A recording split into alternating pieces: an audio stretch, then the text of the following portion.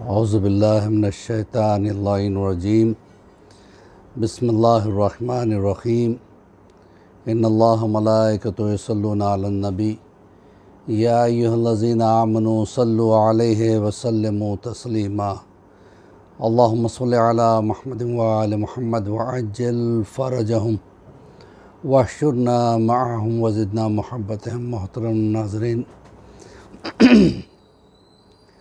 السلام علیکم ورحمۃ اللہ وبرکاتہ۔ الحمدللہ، تربیت اولاد کے حوالے سے آج یہ ہمارا لیسن نمبر 92 ہے، اور ہم کچھ درسوں سے امام زمانہ کے موضوع کے اعتبار سے کچھ گفتگو آپ حضرات کے سامنے پیش کیے تھے۔ وہی سلسلہ آگے بڑھا رہے ہیں، اور ماشاءاللہ لوگ جو ہے نا ہماری عزت افزائی بھی کر رہے ہیں، اور ہمیں اس سے ایک ہمت بھی مل رہی ہے۔ لوگوں کے کمنٹس وغیرہ کے اعتبار سے آپ کا تعاون جو یہی ہے کہ اگر آپ جو ہے اس کو آگے بڑھائیں، اس سلسلے کو، تاکہ کسی ایسے بچے تک باتیں پہنچ جائیں یا ایسے جوان تک باتیں پہنچ جائیں جو اتفاق سے مجلسوں میں نہیں جا سکتا، یا اسے جو ہے نا آس پاس میں کوئی ایسا ماحول نہیں مل رہا ہے۔ تو بہرحال عزیزان محترم، بغیر کسی تمہید کے میں آگے بڑھنا چاہتا ہوں۔ آگے بہجت سے ایک سوال کیا گیا تھا۔ لوگ چاہتے ہیں کہ ہم امام سے ملاقات کریں، ہم امام کو دیکھیں، لیکن کبھی کبھی ہم غور نہیں کرتے کہ ہم جو گناہ میں مبتلا ہیں، کیا اس حالت میں ہم امام سے ملاقات کر سکتے ہیں؟ یہی بالکل سوال جو ہے نا آگے بہجت سے کیا گیا، انہوں نے بڑا بہترین جواب دیا۔ یہ دیکھیے، اسی کو علماء جو ہے نا کا مزاج ایسا ہے کہ بات کی بات ہو جاتی ہے اور ہدایت کی ہدایت مل جاتی ہے اس سے، کیونکہ یہ تابع ہیں امام کے حکم کے تابع ہیں۔ تو انہوں نے عجیب بات کہی، انہوں نے کہا کہ دیکھیے، امام کو دیکھنا یا امام سے ملنا، ملاقات کرنا، یہ زیادہ افضل ہے، یا اپنے آپ کو ایسا بنانا کہ لوگ دیکھ کے کہیں یہ امام کا چاہنے والا ہے؟ دیکھیے کتنی بڑی بات ہے۔ کہا کہ اپنے آپ کو تابعدار امام زمانہ بناؤ، اور انہوں نے بہت جھنجھوڑ دینے والا سوال کیا روح کو۔ انہوں نے کہا کہ یہ بتاؤ، کیا کربلا میں یزید کا لشکر امام حسین کو دیکھ نہیں رہا تھا؟ امام حسین سے بات بھی کر رہا تھا، دیکھ بھی رہا تھا، لیکن تابعدار نہیں تھا، امام کا چاہنے والا نہیں تھا۔ لہٰذا پہلے اپنے آپ کو امام کے چاہنے والے بناؤ۔ ایسا ہر وہ کام جو امام کو دکھ پہنچائے، امام کو رنج پہنچائے، اس سے دور رہنا، یہ بہت زیادہ ضروری ہے۔ ورنہ اگر ہمارے اعمال ایسے جس سے امام روتے ہوں، تو پھر کیسے ہم امام سے ملاقات کریں گے؟ اور کیا فائدہ ملے گا اگر ہم امام سے ملاقات بھی کریں؟ فائدہ اس وقت مل سکتا ہے جب ہم ان کے چاہنے والے، دل سے چاہنے والے بن جائیں اور عمل بھی کر کے دکھائیں۔ اور انہوں نے ایک زبردست بات یہ کہی کہ جو آج امام کا تابعدار نہیں ہے، ظہور کے بعد بھی نہیں ہوگا۔ لہٰذا ذہن سے یہ بات نکال دیجئے کہ ظہور جب ہوگا تو تب ہم اپنے اعمال کو ٹھیک کر لیں گے، اب فی الحال جیسے چل رہا ہے چلے۔ نہیں، جو آج تابعدار ہے وہ ظہور کے بعد بھی تابعدار ہوگا۔ آغا باقر سیستانی، جناب ہمارے آیت اللہ سیستانی کے والد صاحب آغا باقر سیستانی، انہوں نے ایک عجیب و غریب عمل کیا۔ انہوں نے کیا کیا؟ 40 مختلف مسجدوں میں، ہر مسجد میں ایک روز زیارت عاشورہ اور زیارت اربعین، امام سے ملاقات کے غرض سے جو ہے نا شروع کیا۔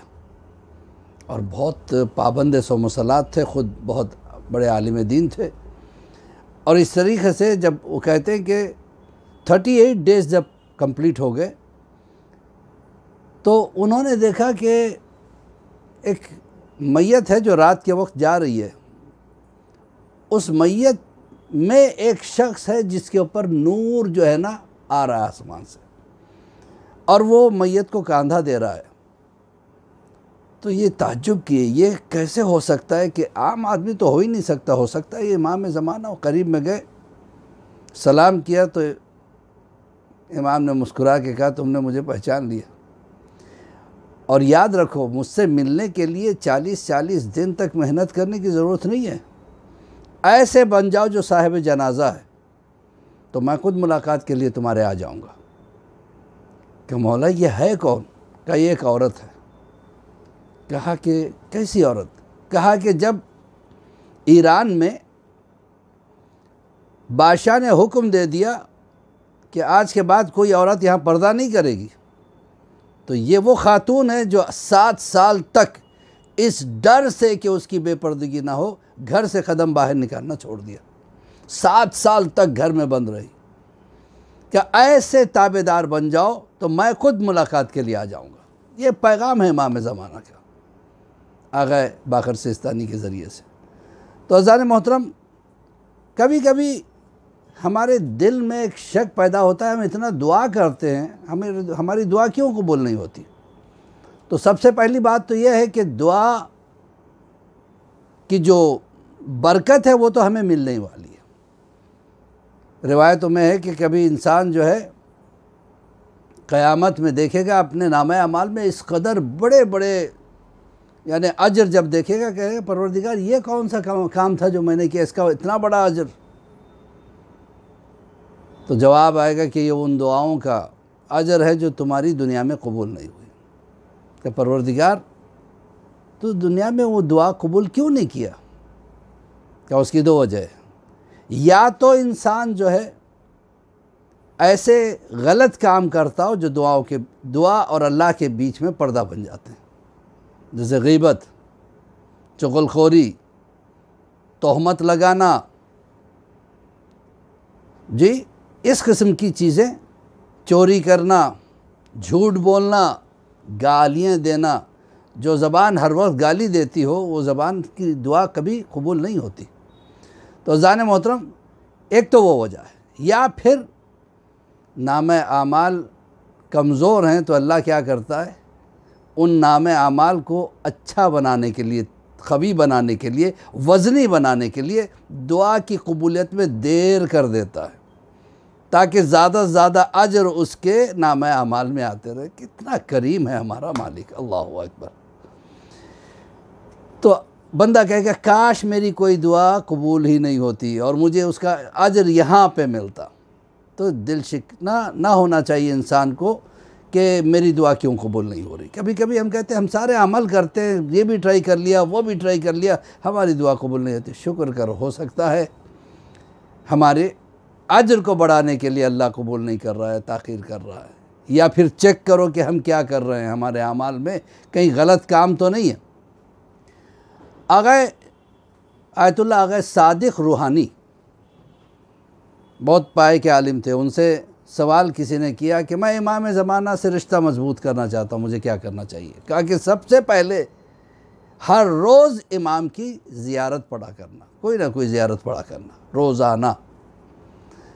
اور پھر دوسری چیز کیا ہے، قنوت میں دعائے فرج، اللہم کل ولیک، وہ دعا جو ہے دعائے فرج پڑھا کرنا۔ بالخصوص نماز شب میں جب نماز وتر آپ پڑھیں گے 1 رکعت نماز، اس میں یہ دعا ضرور پڑھنا، کیونکہ یہ دعا وہ ہے جو اللہ ضرور قبول کرتا ہے، چاہے کچھ بھی ہو جائے۔ اور ہمارے بدعمالیاں جو مانع ہوتی ہیں دعا کو روکتی ہیں، وہ بھی ہٹ جاتی ہیں۔ تو یہ اللہ اتنا عادل ہے کہ ایک دعا قبول کر کے دوسری قبول نہیں کرے، ایسا ہو ہی نہیں سکتا۔ تو جب وہ دعا قبول ہو جائے گی تو ہماری دوسری دعائیں بھی قبول ہو جائے گی۔ تیسری چیز انہوں نے کیا بتائی، جب بھی صلوات پڑھنا تو وعجل فرجہم ضرور کہنا، امام کے ظہور کے لیے دعا ضرور کرنا ہر صلوات میں۔ چوتھی چیز انہوں نے فرمائی کہ امام کے لیے صدقہ ضرور نکالنا۔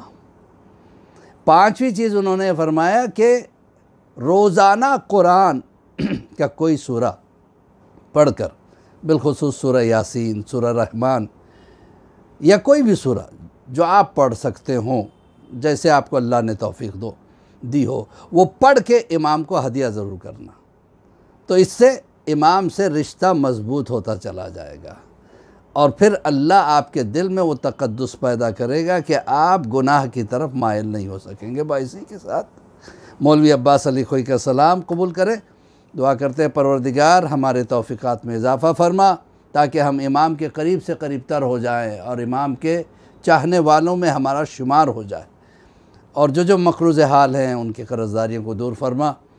علماء اہل بیت کے جو علماء ہیں، چاہنے والے علماء، پروردگار ان کو اپنے حفظ و امان میں رکھنا، اور پوری دنیا انسانیت کو جو اس وقت کرونا کی شکار ہو رہی ہے، پروردگار سب کو اس موذی مرض سے محفوظ رکھنا۔